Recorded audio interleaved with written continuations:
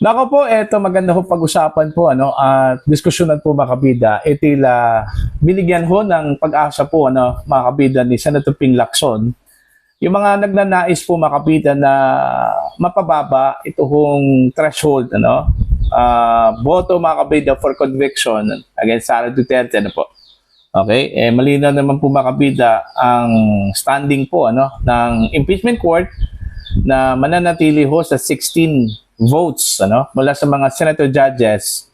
Yung threshold po makabida para makonvict ito kung si Sara Duterte, ayon naman po sa inilatag po ng ating saligang batas mga kabida po, no? Pero sabi po ni Senator Ping Lacson, maaari pa raw itong mabago pwede pa raw itong mabago kung kukwestiyonin daw ito mga kabida sa Korte Suprema po. Tama naman po dahil ang Korte Suprema lang po ang makapag-decide ho dito mga kabida kung tama ba na mananatili ho sa 16 yung threshold sa voting mga kabida to convict the Vice President Okay, ito. Babasahin ko muna mga kabida ito kung post ng DWIZ kinumpirma ni Senator Judge Panfilo Lacson na maaari pang mabago ang naunang ruling ng Senate Impeachment Court hinggil sa 16 votes threshold para sa paglilitis sa impeachment case ni Vice President Sara Duterte. Sa kasalukuyan, 20 senador o senator judges lamang ang dumadalo sa korte kasunod ng pagliban ni Senator Loren Legarda sa mga pagdinig ng Senado dahil sa umano'y problema sa kalusugan. Matatandaang nakakulong din sina Senador Jinggoy Estrada at Rodante Marcoleta habang nagtatago naman si Senador Ronald Bato de la Rosa. Ayon kay Lacson, maaari pang ihain sa Supreme Court ang usapin para questionin o hilingin baguhin ang naunang desisyon. Maaari ring umanong talakayin at ipanawagan ang isyu sa plenaryo ng Senado. Ayon. So, dito pa lang mga kabida, binigyan po ng pagkakataon po ni Senator Ping, yung mga nagnanais po na baguhin itong threshold. Most probably, baka ito din si Senator Ping Lacson. Gusto po niya sigurong baguhin po itong threshold mula sa 16, mga kabida. Po. Kasi yun yung naunang ruling po mga kabida ng impeachment court po. Kamakailan lang po sinabi po ng spokesperson ng impeachment court mga kabida na nananatili ho yung ruling po ni Senator Presiding Officer Chis Escudero mga kabida na 16 ang kailangan po na boto para ho makonvict ito kung si Vice President Sara Duterte Marami kasi mga personalidad po mga kabida na gusto pong pababain ito kong threshold. Okay, kasi malinaw naman daw mga kabida na 4 po sa mga senador po ay non-participant po dito, mga kabida.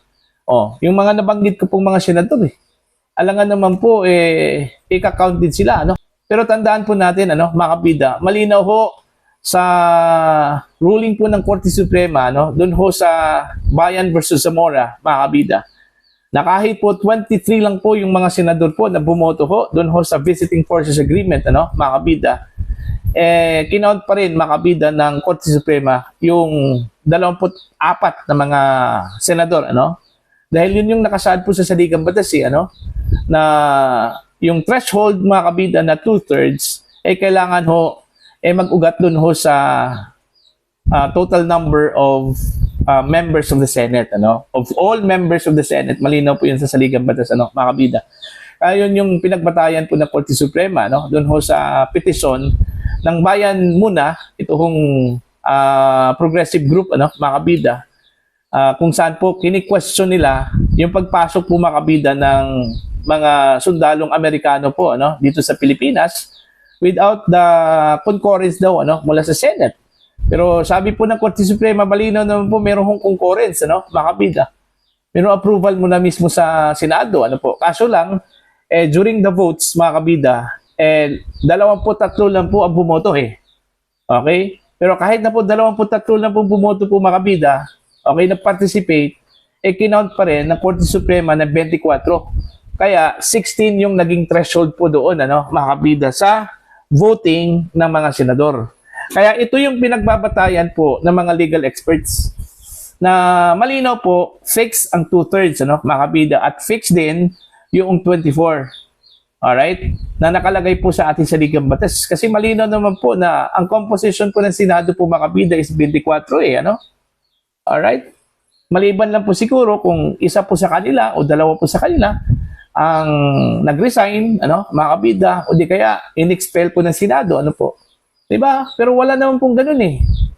Wala pong ganun na senaryo po, ano, mga kabida. Hindi naman po in-expel po ng Senado ito kung si Senator Jingo Estrada, Senator Marcoleta, even Senator Bato de la Rosa, di ba? Kahit na po, meron po silang kanya-kanyang mga problema po sa buhay, ano, mga kabida. O si Marcoleta at saka si Estrada, nakulong. Samantalang ito hong si De La Rosa po, ano, mga kabida, hanggang ngayon, nagtatago pa rin, ano? Okay? Itong si Senator Loren naman, naka-medical leave dahil ho sa kanyang kalusugan, ano po. Diba? So, kahit na hindi ho sila nag-participate, since sila po ay nananatiling miyembro po ng Senado, ano, mga kabida, so counted yung kanilang pagiging miyembro po ng Senate. Alright? So, ang ugat po talaga, mga kabida, sa threshold dito ay dun ho sa 24, hindi ho sa kung sino lang po ang dumalo, kung sino lang po yung nag-participate, ano, mga kabida. Mali po yun. Okay? Malinaw po sa ruling ng Korte Suprema sa Bayan versus Zamora, ano, mga kabida. Okay? Diba? Oh. Ang problema lang kasi, kaya nga, iginigit po nila na kailangan hong baguhin po yung threshold because ang problema kasi, hindi ho nila ma-master yung 16. At alanganin po, makabida dito ho yung prosecution, ano? Kasi kahit na po ma-prove po nila, mga kabida, na may kasalanan si Sara Duterte, guilty si Sara Duterte, ay hindi pa rin ito makukonvict. Dahil kulang po, ano, ang mga senador. Okay? Hindi ho nila maaabot yung 16 na nirequire po ng konstitusyon, ano, mga kabida, ano po. Kaya gusto ko nilang pababain po ito.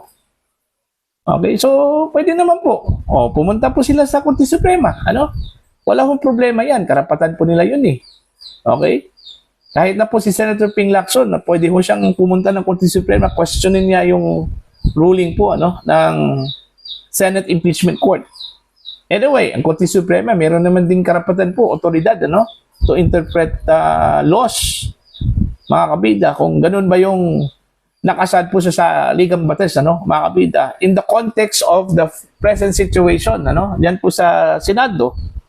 Okay? Kaya gaya na sinabi ko po, ano, sa mga previous vlogs ko po, ano, mga kabida, na kahit na pagbalik na rin natin, mananalo pa rin ito hong si Sara Duterte, ano, mga kabida. Dahil wala, hindi ho nila makukuha po o hindi nila mamamaster po, mga kabida, ito hong 16 required votes to convict her. Okay? Malinaw po yan, mga kabida. Kaya nga, nagsasayang lang po ng panahon eh. Sa totoo lang, ano, mga kabida, nagsasayang ng panahon, nagsasayang ng effort, nagsasayang ng pondo. Pantakin nyo ha, 25 million pesos per day yung gastos ng Senado, ano, mga kabida, just to stage this trial, ano po? Tapos, wala hong mangyayari po, mga kabida. Hindi ho makukonvict ang respondent dahil lang po sa teknikalidad po, ano, mga kabida, ano po? Kaya nga, frustrating masyado sa part ito ng prosecution at ilang pang mga kalaban po ng mga Duterte, ano? Yung mga anti-Duterte forces. Alright? Kahit na po, wala hong konkretong ebidensya against the Vice President, ano, mga kabida, pero pilit pa rin nilang pinoproject, ano, sa publiko na meron pong ebidensya, malinaw po na guilty si Sara Duterte, ano, mga kabida. Para lang po, kung magkaroon po ng acquittal, ano, ito hong Senado, dito ho kay Sara Duterte, at least meron ho silang pambala, no, mga kabida. Okay, pwede ho nilang kalampagin ang Senate Impeachment Court kung bakit ninyo inacquit si Sara Duterte, ano. Diba? Okay, granting for the sake of discussion, silang lahat po, ano, itong nasa majority block, ikukonvict po nila si Sara Duterte. Hindi pa rin yan uubra, no? Dahil kulang eh. 13 lang po. Ano po ang nakasaad sa saligang batas? 2/3 of all members of the Senate mga kabida, should vote to convict the Vice President. At ano po yung 2/3? 16 po. Malinaw po yan. Mga kabida, no? 16 ang 2/3 ng 24. Alright? So, ngayon pa lang, mga kabida, kahit na po, pupunta, dudulog po sila ng Korte Suprema, wala pa rin silbi yun. Mananalo pa rin si Sara Duterte at wala na pong makakapigil dyan, mga kabida. Okay? Mananalo talaga si Sara Duterte. Maliban lang po kung i-bend po nila yung batas, Okay, mahilig naman po na mag-bend po ng batas po, Itong kasalukuyang administrasyon po, mga kabida, di ba? Malinaw po. Kung i-bend po nila yung batas, maaari po, mga kabida, makukonvict po nila si Sara Duterte. Pero, kailangan nilang harapin yung galit po ng taong bayan, Okay? So para po sa inyo, ano po yung opinion pananaw dito? Please comment down. Sa mga hindi pa po subscribe po sa akin channel, please subscribe. Just click the subscribe button, click the notification bell para updated po kayo mga kabida sa aking mga uploads. Maraming salamat po sa inyo lahat.